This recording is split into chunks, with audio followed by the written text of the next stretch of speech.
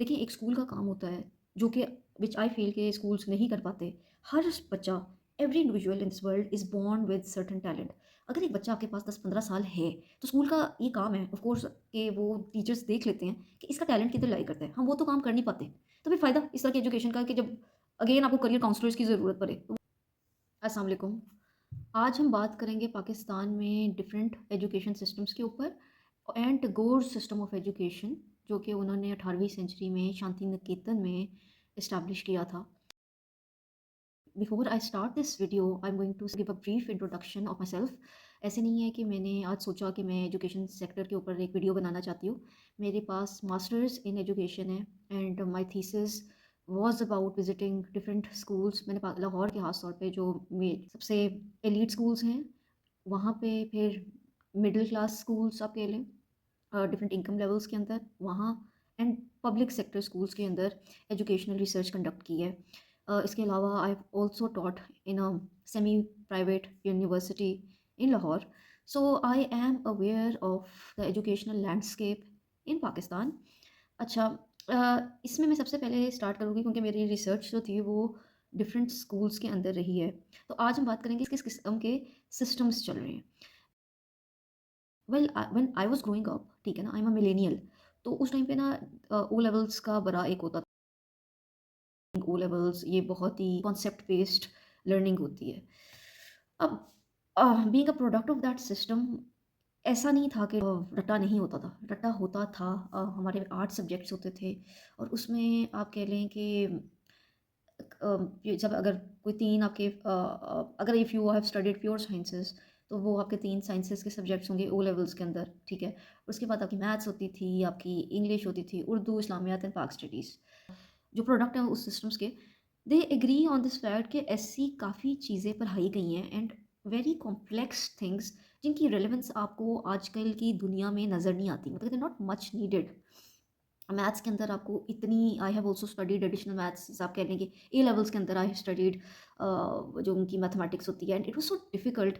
और उसके अंदर इतने मुश्किल किस्म के कॉन्सेप्ट्स होते थे। और आफ्टर माय ग्रेजुएशन या आप कह लें इवन मास्टर्स में मैंने कभी भी एक सिंपल आप कह लें मैथमेटिक्स से ज़्यादा उसको अप्लाई नहीं किया and many people would agree with me on that, ठीक है?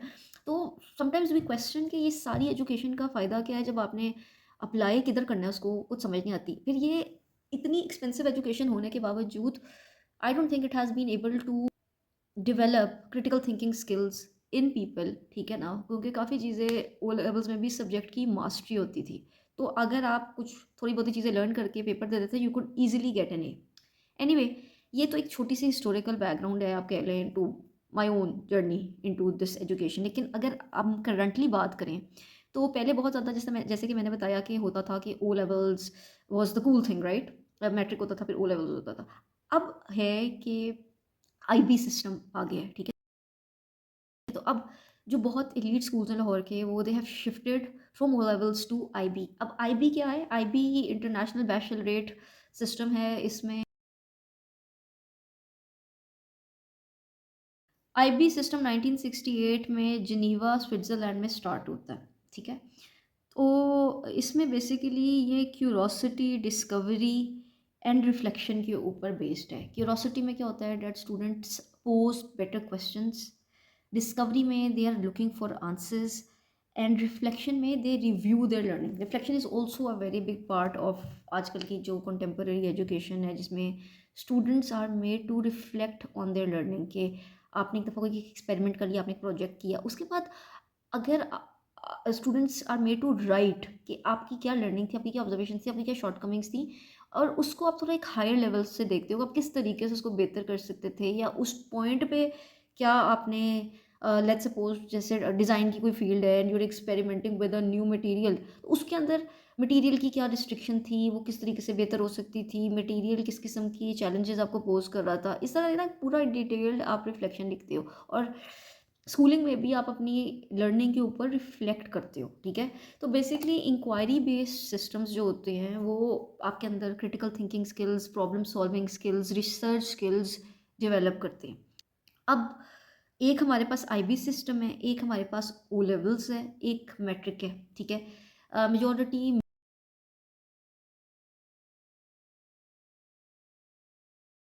मिडिल क्लास और थोड़ी-सी हायर क्लास जो है वो ओ लेवल्स कर रही है, बिल्कुल elite is opting for IB, ठीक है? इंक्वायरी बेस्ड लर्निंग, बट ये जो इंक्वायरी बेस्ड लर्निंग है ये बिल्कुल ही आप कह लें handful of schools are doing it, it's a very expensive package of education, not everyone can afford it. फिर there is also a transition, उसमें उस ट्रांजिशन के अंदर ऑफ कोर्स जब इस तरह के सिस्टम्स डेवलप किए जाते हैं जो कि किसी और कंट्री से आप बोरो कर रहे होते हो, तो ऑफ कोर्स आपके अपने टीचर्स भी उसमें ट्रेंड नहीं होते, तो they require a lot of teacher training. उसमें जो इनिशियल बैचेस होते हैं दे ऑब्वियसली सफ़र, उनके उस तरह के मार्क्स नहीं आते till teachers get the hang of it. तो एक ट्रायल एंड टेस्ट का एर चल रहा होता है इसके अंदर, ठीक है? अब सिमिलरली ए लेवल्स के अंदर भी इफ़ आई जैसा ओ लेवल्स होता है फिर ए लेवल्स होता है, उसी तरह आईबी में एमवाईपी प्रोग्राम होता है, फिर उनका डिप्लोमा प्रोग्राम होता है, इस तरीके से ये प्रोग्रेशन चलता है, ठीक है?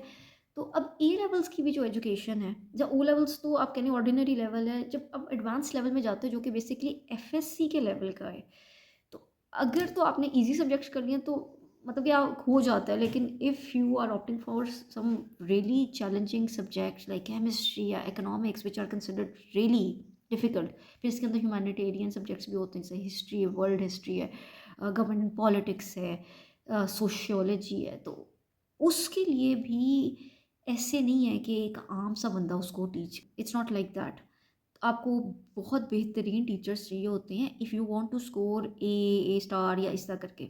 आईबी में और इस तरह कर में ये ओ लेवल्स में ये भी डिफरेंस है कि ओ लेवल्स बहुत ज़्यादा ग्रेड बेस्ड होता है, जैसा काफ़ी ज़्यादा A's and it's all about scoring A's, A stars अब तो, और आईबी पॉइंट बेस्ड सिस्टम होता है। अच्छा, अब उसके अलावा आपको पता है कि मैट्रिक सिस्टम है, तो I am not going to discuss matric इतना इसमें, क्योंकि मोस्ट पीपल ऑलरेडी नो कि मैट्रिक में किस तरह की चीज़ें चलती हैं, काफ़ी चीज़ें उसमें रट्टा बेस्ड ही होती हैं, ठीक है ना?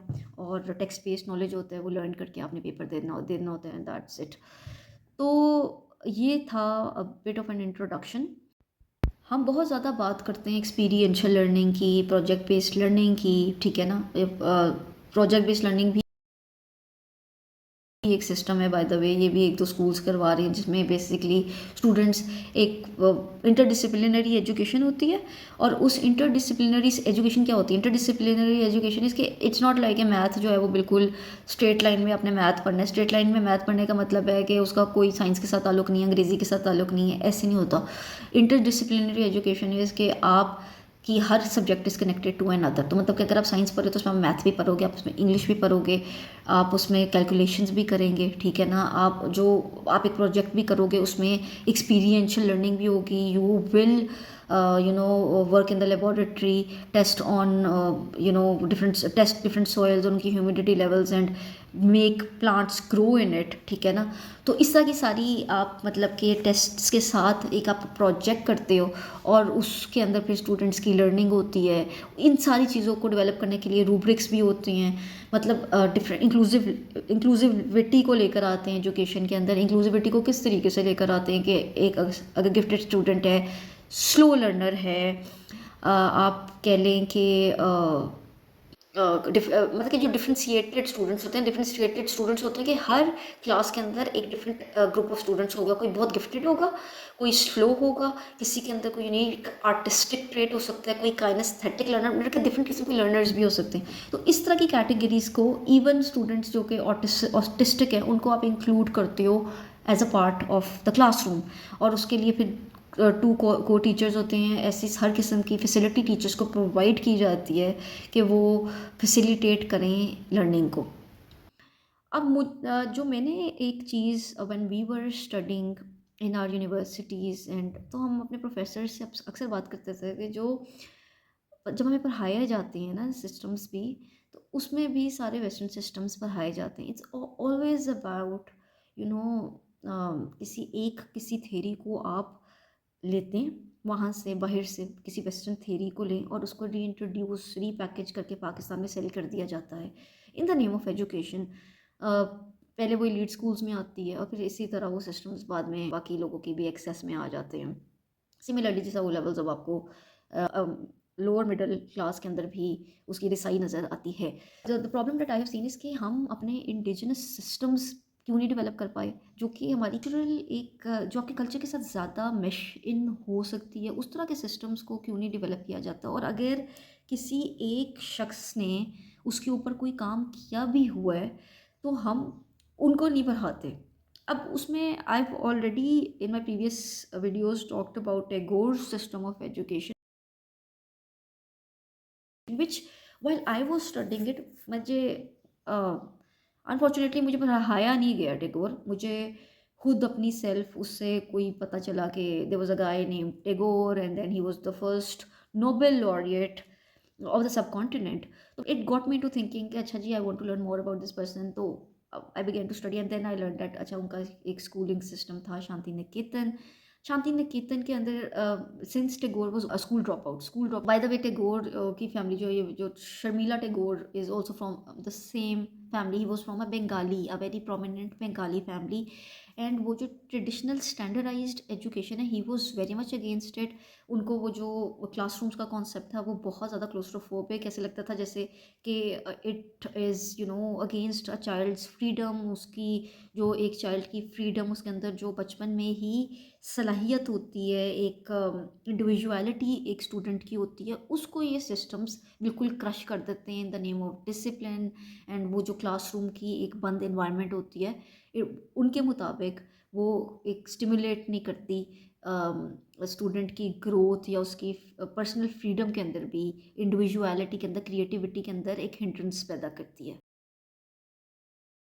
अच्छा, हम जब इतनी ज़्यादा बात करते हैं एक्सपीरियंशियल लर्निंग की एंड यू नो कि स्टूडेंट्स के अंदर हर किस्म की एक होनी चाहिए कि वो एक्सपीरियंस करें और स्किल बेस्ड लर्निंग करें और प्रैक्टिकल हो, तो ये सारी चीज़ें 18वीं सेंचुरी में टैगोर ऑलरेडी बात उसकी कर रहे थे।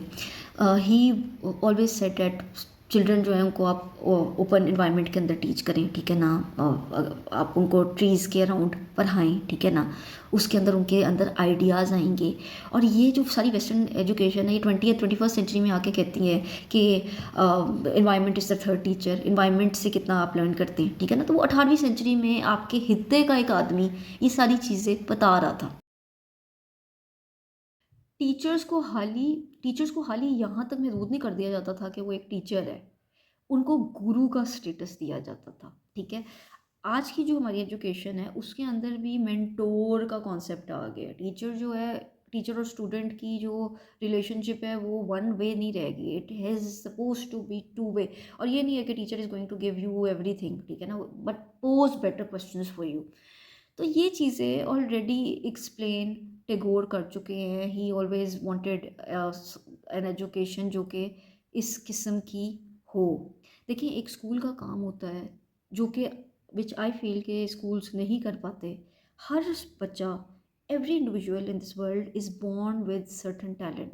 अगर एक बच्चा आपके पास 10-15 साल है तो स्कूल का ये काम है ऑफ कोर्स कि वो टीचर्स देख लेते हैं कि इसका टैलेंट किधर लाई करता है। हम वो तो काम कर नहीं पाते, तो फिर फ़ायदा इस तरह की एजुकेशन का कि जब अगेन आपको करियर काउंसलर्स की ज़रूरत पड़े। तो उनका ये मानना था कि जब एक चाइल्ड को एक स्टूडेंट को आप इन्वायरमेंट में छोड़ देते हैं तो अनकॉन्शियसली वो कितनी चीज़ों को लर्न कर रहा होता है, उसकी अटेंशन डिफरेंट चीज़ों की साइड पे जा रही होती है, साउंड्स की साइड पे जा रही होती है और उससे उसकी एक बड़ी सेंसरी किस्म की लर्निंग डेवलप हो रही होती है। इसको वो कहते थे मेथड ऑफ नेचर। कि रादर देन कि आप उनको बुक्स के थ्रू पढ़ाएँ, आप उनको नेचर के थ्रू पढ़ाएँ, ठीक है ना? सेंसरी लर्निंग उनकी करें। They will be able to apply that to real world problem. Will freedom के ऊपर चाइल्ड्स फ्रीडम के ऊपर बहुत ज़्यादा करते थे कि education should be fun, it should be entertaining. उसमें अगर बच्चे नॉटीनेस भी करते हैं तो लेट इट बी। उनका ये मानना था कि बहुत ज़्यादा हार्शली डिसिप्लिन करना एंड पनिशमेंट से बच्चे डीमोरलाइज हो जाते हैं।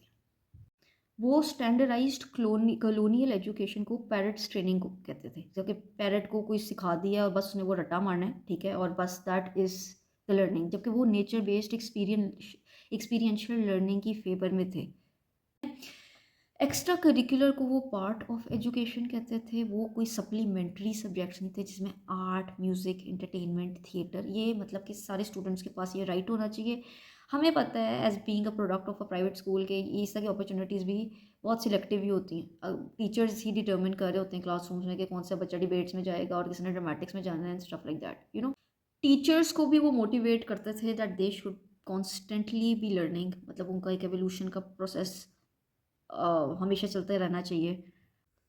इसके अलावा सोशल कॉन्शियसनेस, लव, ह्यूमैनिटी, इन सारी चीज़ों के ऊपर भी बहुत ज़्यादा बात करते थे। उनको लगता था कि नेशनलिज़्म के इतने फ़ेवर में नहीं थे, ही वाज़ लाइक कि ह्यूमनिज़्म, पूरी इंटरनेशनल एजुकेशन के ऊपर थे कि जो एक चाइल्ड है वो global citizen of the world है। स्पिरिचुअलिटी के ऊपर बहुत ज़्यादा बात करते थे, developing spirituality, love, compassion in human being, psychology के साथ बहुत ज़्यादा एक चाइल्ड का कनेक्शन होना चाहिए। Was very keen on that कि स्टूडेंट्स शुड नो कि इंटरनेशनली क्या हो रहा है। Tagore also was given knighthood, जो उन्होंने रिटर्न कर दी थी after the Jallianwala Bagh incident. As a Pakistani हम काफ़ी लोगों को रिकग्नाइज नहीं कर सकते, you know why, I am not going to go into that. That is a food for thought for you people to see के हमें जहाँ पर बहुत ज़्यादा मुस्लिम हीरोज़ के बारे में पढ़ाया जाता है, हमें टैगोर के बारे में भी पढ़ाना चाहिए। मैं ये नहीं कहती कि 18वीं सेंचुरी का कोई मॉडल लाके आप यहाँ पे फिट इन कर दें, लेकिन यहाँ की भी लोगों ने काफ़ी काम एजुकेशन के सेक्टर में किया हुआ है, and it would be nice कि अगर हम उन चीज़ों को भी एक्सप्लोर करें। Thank you.